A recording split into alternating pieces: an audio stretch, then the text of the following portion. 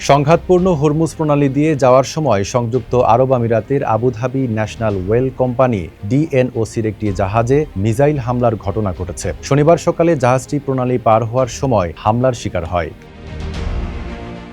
আমিরাতের রাষ্ট্রীয় বার্তা সংস্থা WAM জানিয়েছে, হামলার পর পরিস্থিতি নিয়ন্ত্রণে আনা হয়েছে। জাহাজের নাবিকদের কেউই হতাহত হননি। তবে ঘটনার পর হরমুজ প্রণালীর নিরাপত্তা নিয়ে নতুন করে উদ্বেগ তৈরি হয়েছে।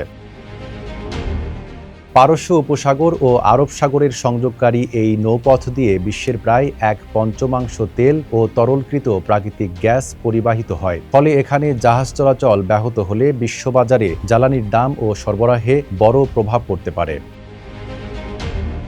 এদিকে ইরান জানিয়েছে, হরমুজ দিয়ে জাহাজ চলাচলের বিষয়ে ওমানের সঙ্গে একটি চুক্তি চূড়ান্ত পর্যায়ে রয়েছে। তবে নিরাপদ নৌ চলাচলের নিশ্চয়তা নিয়ে এখনও অনিশ্চয়তা রয়েছে। এরই মধ্যে মার্কিন প্রেসিডেন্ট ডোনাল্ড ট্রাম্প হরমুজ দ্রুত খুলে দেওয়ার জন্য ইরানকে সতর্ক করেছেন। ফলে নতুন এই হামলা পরিস্থিতিকে আরও জটিল করে তুলতে পারে।